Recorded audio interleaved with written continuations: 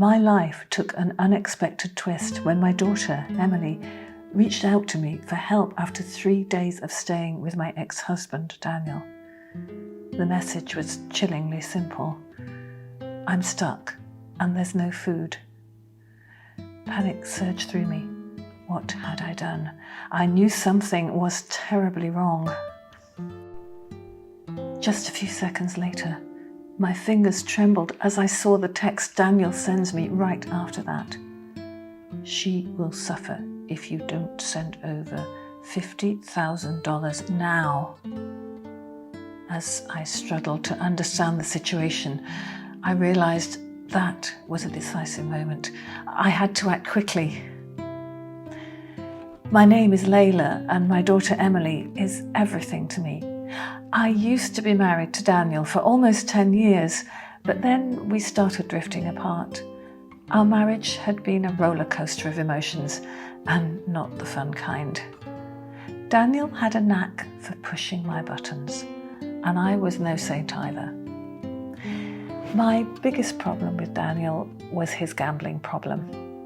He had been a very hard-working man before we got married, but after a few years, he started to change.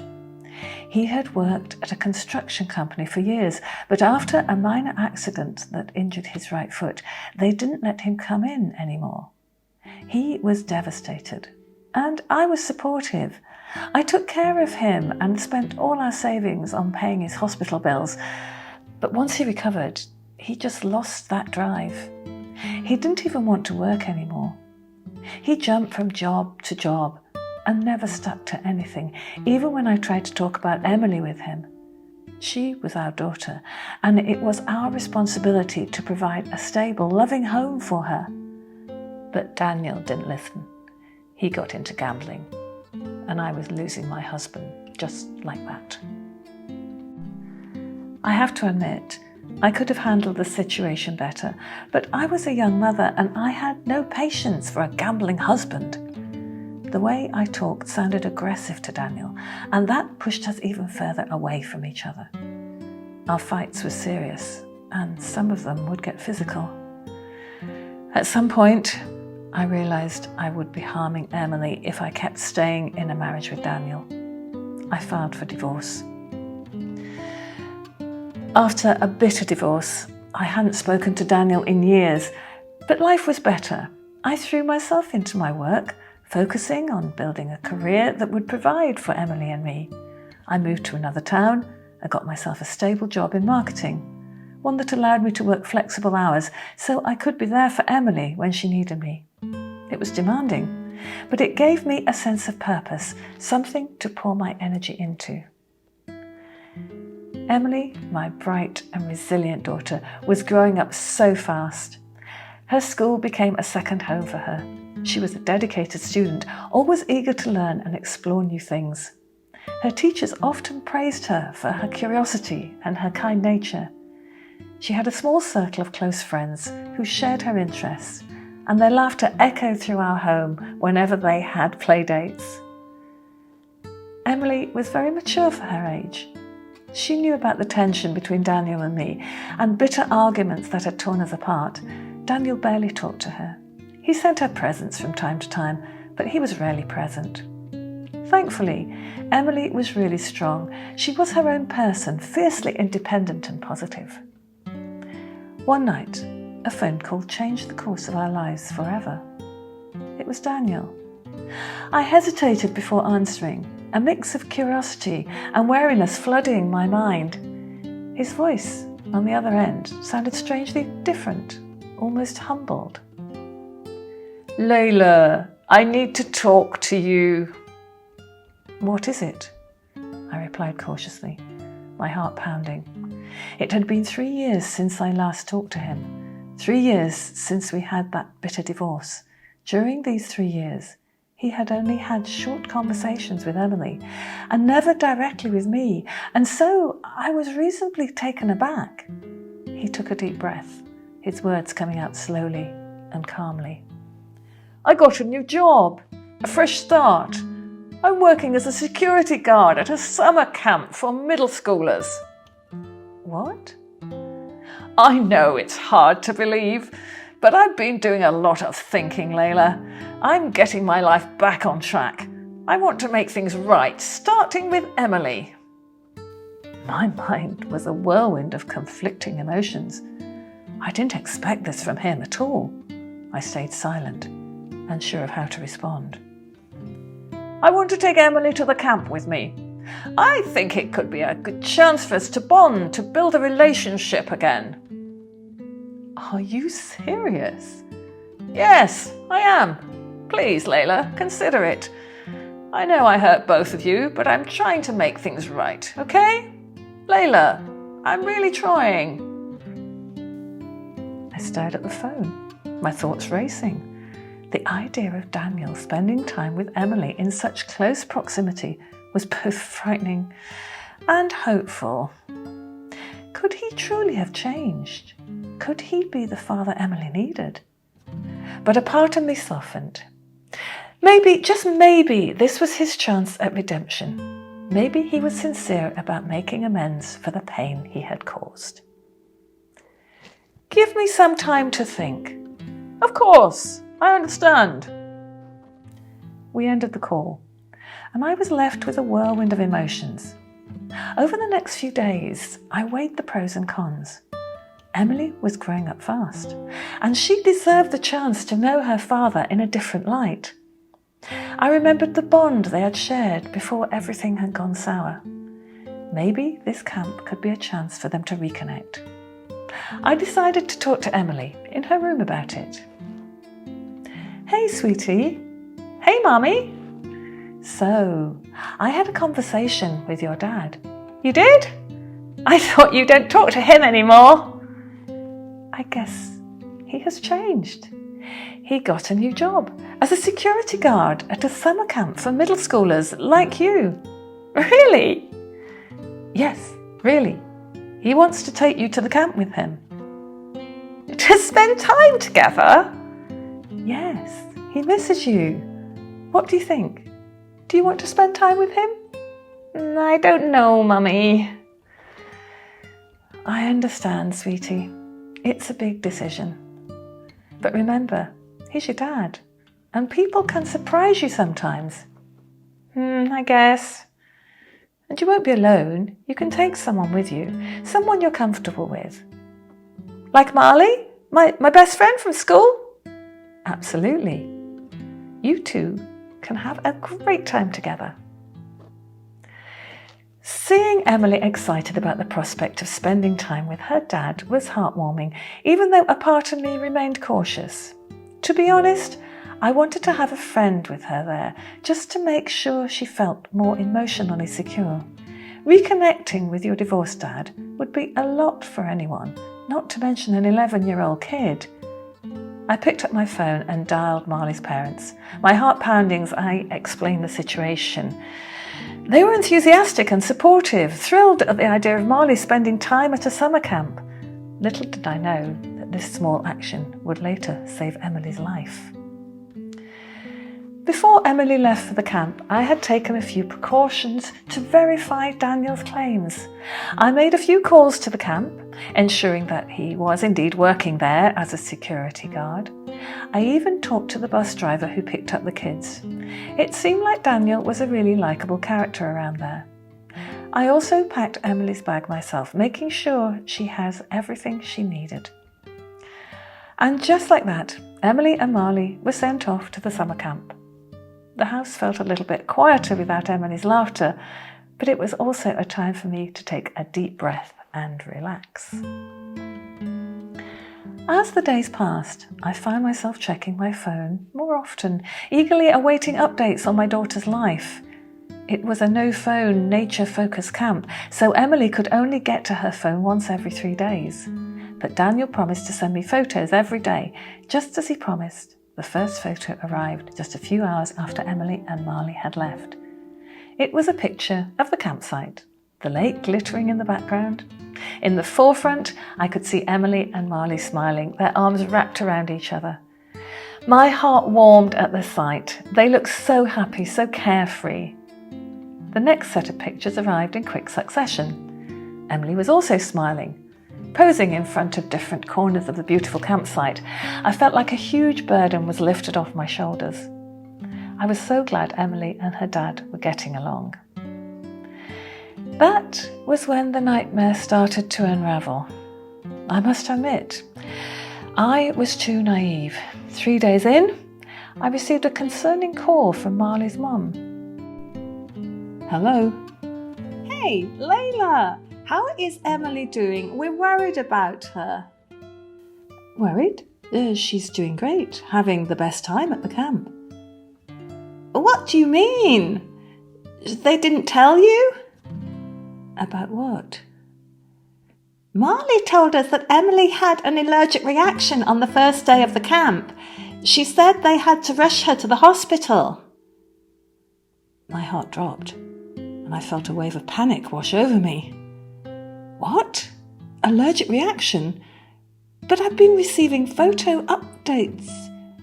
Layla, Marley was allowed to use her phone for a short time today. She told us that Emily wasn't around for the past 3 days. I didn't know. I'm sorry. We didn't want to alarm you. We thought you knew already. Marley hasn't seen Emily around and she's worried too. Thank you for letting me know. I'll figure this out. My heart pounded in my chest, a mixture of anger and fear flooding my senses. How could I have been so blind? How could I have let my guard down and believed that things were changing?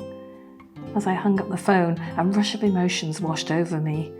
I called the camp's administrators, demanding answers. The administrator's voice was apologetic, but his words only added to my anxiety. He confirmed that Emily had indeed had an allergic reaction on the first day of camp. She had been taken to the hospital and Daniel had accompanied her. But then he dropped the bombshell. Emily hadn't returned to the camp since that day. She had been absent for the past 3 days, and the camp staff had been unable to reach Daniel despite their attempts to contact him. I went back to the photos he sent and realised that they made no sense. Emily was always alone, just in different outfits. Her hair was the same in all the photos. Perhaps he had made her change multiple times and pose for me so that he could send me different photos every day. My heart sank as I hung up the phone. I immediately called the local hospital, hoping to gather more information about Emily's condition and whereabouts.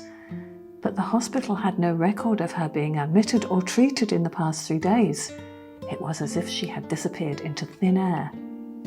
With a racing heart, I dialed Daniel's number, but I couldn't reach him. I was terrified. I sent him dozens of texts, but no answers. But there was something Daniel didn't know. I secretly gave Emily a small texting device. I knew she wasn't allowed to use her smartphone, so I gave her a Motorola old phone to text me whenever she was bored.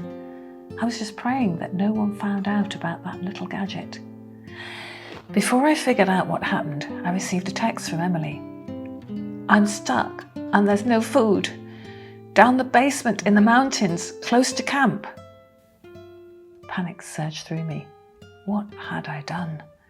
Just a few seconds later, my fingers trembled as I saw the text Daniel sent me right after that. She will suffer if you don't send over $50,000 now. As I struggled to understand the situation, I realised that was a decisive moment. I had to act quickly. I called him back immediately, my voice shaking as I demanded answers. He chuckled, a sound that sent shivers down my spine. You've always been naive, haven't you? You thought I'd take good care of her. Ha! Think again. Tell me where she is. I've got eyes on her, don't worry. Just get the money and don't you dare call the freaking police. I slammed the phone down, my mind racing. $50,000? Where was I supposed to get that kind of money? But I couldn't let Emily suffer. She was my daughter, and I'd do anything to protect her. But I couldn't risk her safety. So I sent Daniel a text saying that I didn't have the money, but I'd borrow it from Marley's parents. I headed straight to their house. The real reason I went there was because I knew Marley's dad was a police officer. Daniel could have somehow tracked my call activities or location, but he surely didn't expect that I was in such close proximity to the authority. And so I went to Marley's parents and discreetly asked for their help. Their eyes widened with shock and concern as I recounted what had happened. While I pretended to be gathering money to send Daniel, the police were working.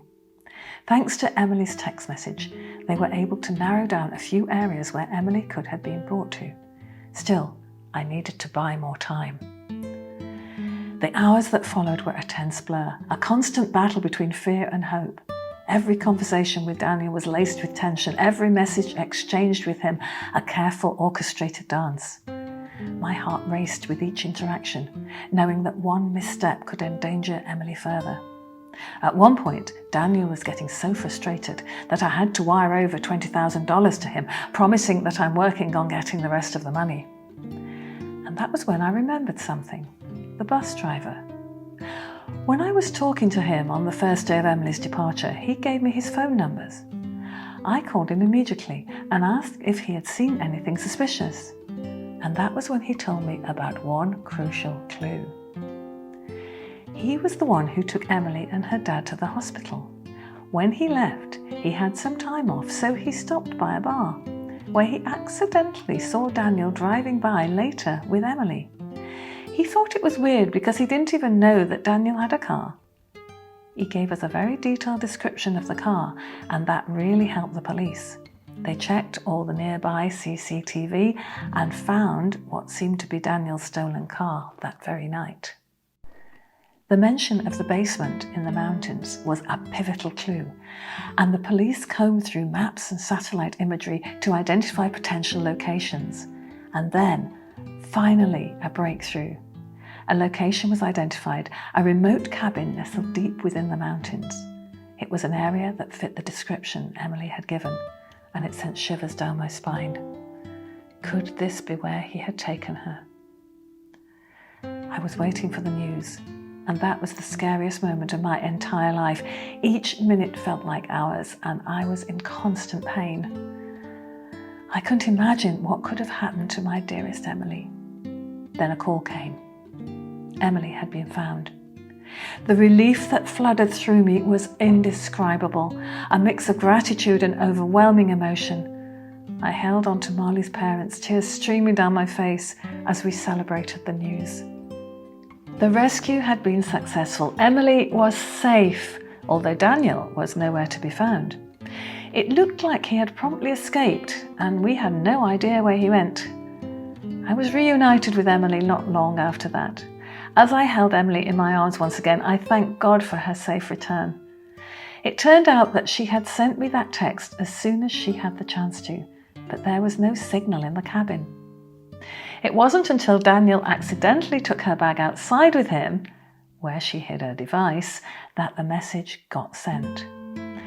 That sent a shiver down my spine. I couldn't imagine what I would have done if one thing had happened differently. A few weeks later, they finally found Daniel. He was running away from bad debts resulting from his gambling addiction. The job he got from the summer camp was real, but his profile was fake.